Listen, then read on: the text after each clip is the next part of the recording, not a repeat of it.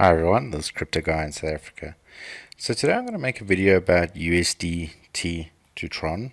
So we've had a lot of talk about USDT TRON in the past few weeks, and some people I can see, obviously in the community understand, and I can see a few don't understand and just see it as, another token that's coming to the network. Yes, it is another, form of token, but they're not fully understanding the picture, or they're, saying, oh, we're going to use Tether or USDT for some dApps rather than Tron, and it's, it reduces the usage of it, but at the end of the day it is still on the network and it has a bigger play than that. So I'm just making a video now to just unpack this and let us understand where are we going with this, and what is the aim that Justin and the Tron Foundation has with USDT. So you will see that USDT, there's been a lot of talk about USDT OMNI going to USDT TRON, and I think that's what, has confused a lot of people, is like they're saying OMNI or USDT ETH. What is the difference? Because everyone just knows it as Tether or USDT. So just to unpack it, we're going to unpack what is, this OMNI, what is this USDT OMNI, why are we trying to move it to Tron, and you can see there's a big incentive plan, to move it. But we'll come back to this incentive plan, and just for you to get an idea of what it is and what are we trying to do here.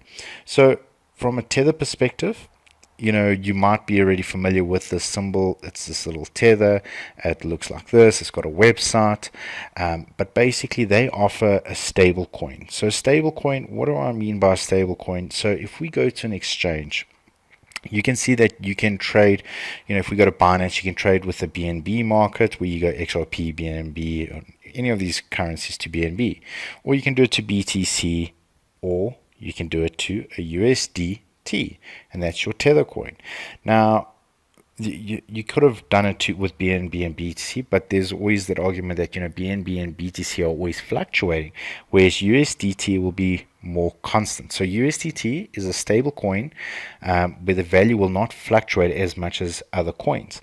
So that is why it's referred to as a stable coin. So to give you an example, you could sell Bitcoin, it could go down in value, but the USD value at the time of sale will remain there, and then you could buy other tokens, at a lower rate when those tokens also go down. Whereas if you had let BTC go down, and other tokens also went down, you wouldn't really have sold it for a higher price and bought something at a lower price, because everything would have gone down in similar percentages. So just to give you an idea, so we can fundamentally say that USDT, is used a lot in exchanges. I myself, if I'm going to exchange, a lot of times I put in USDT, where if I'm not sure what the other coins are going to do, or the other tokens. So that is what USDT. It's a stable coin, and it's kind of like a safe haven to have a currency that doesn't fluctuate. But now this USDT, how does it work, or how is it operate? And it's also known as Tether. So if we go up here, we can see there's USDT. It's also known as Tether US. Many people just say Tether. But if we look at it, USDT is a cryptocurrency asset issued on the Bitcoin blockchain via the OMNI layer protocol. So there we go. That's where the OMNI layer word's coming from, and we can see that it works on the Bitcoin blockchain. So we all know Bitcoin blockchain, use it to send up and down Bitcoin, but it didn't traditionally have, functionality for extra tokens on it. So that's where the OMNI layer protocol comes in. And you can see this information. I've got it on the info Binance. Always a good place to get info if you're not sure. So have a look at it. So let's have a look at this OMNI layer. So yeah, I've got another site, just like Tron has its own website, OMNI has its own website, and you can go read up about it. And again, just to confirm what we read, it's a software layer built on top of the most secure blockchain, Bitcoin. So they've built on top of Bitcoin, and the OMNI transactions are Bitcoin transactions. So we can already see they are Bitcoin transactions. So any downfalls that Bitcoin has, you can kind of say OMNI is going to inherit it, which means Tether would inherit it. Now, just like Tron, we have TronScan. They have their own Explorer. So TronScan is Tron's Explorer. OMNI has its own Explorer. They call it OMNI Explorer. Now let's have a look at this. If we look at the OMNI Explorer, we can see the different blocks. We can see the different transactions. These symbols are showing the type of tokens. So it's not just Tether on here. There is other tokens. But we can see majority of them are Tether. So you can see this number here, hash 31, it's 338. So in this block, it's got 338 transactions that are Tether, while the others are others, and then over here 314, 247. Now this is a lot of transactions for a specific token, stablecoin token, but if we look at the total transactions for 24 hours, it's 40,000. So it's not as much as Tron. Every 24 hours we have about 2 million. But if we look at the actual USD value, we can see this is a high value. Also, bear in mind, Omni, it's not necessarily doing any DApps and everything. But we can see immediately, these are high value, and it's quite a lot of money that in US dollar value that we're talking about that's running on the USDT. And this is a lot of exchanges. A lot of exchanges are using this as a stable coin so that people can trade and pair and have some sort of comfort. Or a lot of corporate companies bringing money into cryptocurrency would want something more stable. And this is where they would then enter, or their entry point. So we can automatically see now we can see this. We discussed that Justin has an incentive plan to try and move this to Tron. So we're not just talking about creating another token on Tron and bringing putting a whole bunch of more Tether in circulation. We talk that is one of the goals, but one of the main games that you can see that Justin's really trying to do is to try and move a lot of these transactions to Tron. So again, we'll then be bringing all this USD value to the network. And as you can see, the Tether, it operates as a token. It is a cryptocurrency, yes, but it's pegged 1-to-1 to a US dollar. So that's the most important part of it, is it's really pegged to a 1-to-1 US dollar. You can see that over here in the information. If we go back to the Binance side, each USDT unit is backed by a US dollar held in the reserves of the Tether Limited and can be redeemed through the Tether platform. So you can see there's a 1-to-1 to the US dollar, and that's really its aim. So let's say we then brought that to Tron blockchain. So we can automatically see Tron blockchain, it's a lot more faster. We got transactions. If we have to go into here and we say blocks, it'll say here's the transaction in the last 1 minute, but in reality these are seconds apart. Whereas when we go to the Omni, we can see that they minutes apart, some are half an hour apart, so we can see the time frame. So you can already see that this blockchain is slower. So what we're already seeing is one, if we bring all those transactions to the Tron network, Tron's obviously going to gain a lot of a USD value running through the blockchain, but also at the same time, the USDT or the Tether is going to get a great advantage of being processed on a fast blockchain. Also, the fees are a lot lower. So we can see again, the motivation, that's helping both sides to move forward and move to another blockchain.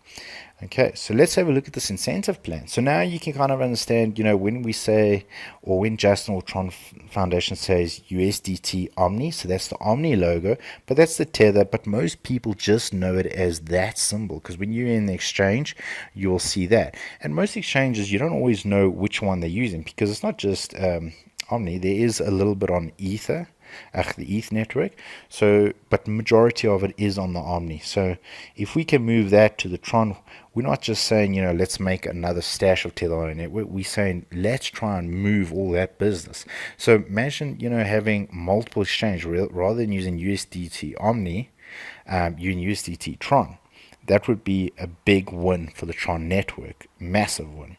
And if we scroll down, we can then see some of the advantages here that we've been talking about. So USDT Tron, we know that Tron's nearly immediate with its transactions, whereas Omni, I've already showed you, the transactions times can be up to hours. We saw some minutes and half an hour and so on, but it can actually be up to 3 hours. Then USD Tron, we know that we get some free bandwidth every day, and we can do some free transactions. So again, free. Whereas we know that on average, when we're doing anything on the blockchain, Bitcoin, there is a fee. There's high fees. And if you go and try and do a withdrawal of USDT or Tether on the blockchain or from an exchange, you'll see that the fees are high.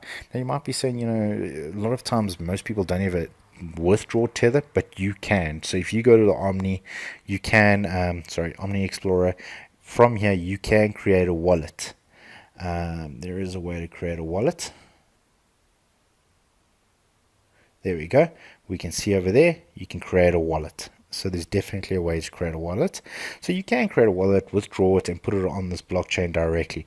But most people are used to just leaving it on, the exchange. Well, at least I am. Maybe other people do it differently.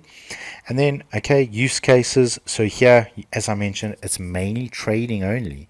So we can see here that it's mainly used for trading only, whereas if we put it on USDT, we'll bring all that trading traffic. So that alone, as you saw on the OMNI Explorer, there's a lot of transactions, which is probably 90% trading.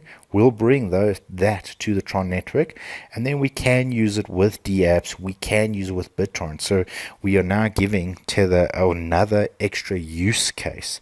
And I know people are saying, but then they'll use that instead of Tron and reduce the use case. But it's not really reducing the use case, because for you to send that on the Tron network, you will need to get bandwidth. If you don't have bandwidth, fees will kick in, and if fees kick in, you're burning Tron. So either way, and whether you send TRX or you're sending Tether or you're sending any other token, the same rules apply. So that is why it would be great to get this to our network. And if we look, let's go back here, and if we zoom out again, if we scroll a little bit down, okay, so, and then we can see here there's aggressive timelines saying that if you move over your USDT from OMNI or the ETH network, there's actual annualized bonus rate that you can get. So there's a lot to gain. We got to remember a lot of these exchanges will hold USDT. So just the exchanges moving over, we bring over a large portion, and there would be quite a large reward out of it, or if it's other people, companies holding it, just them moving it over also would get a large bonus rate out of this. So, and then you'll see there's more and more Medium articles where they talk about how to do the swap. And again, you can see they refer to USD Omni and USD ETH, and then swapping it to USDT on the Tron network. So again, you can really see the focus is about swapping, not just pushing out a new batch of Tether tokens. It's really about moving that Tether as much as possible over to the Tron network, bringing a whole bunch of more transactions. So let's just remember, we've got 2 million transactions. So if we bring over that, we're adding quite a lot of transactions. We're talking about an additional 40,000 per 24 hours that is constant. But I know 40,000 doesn't sound a lot to 1.7 million transactions, per day. But also look at the value, the actual USD value of this. These are large numbers we're talking about that we're bringing over.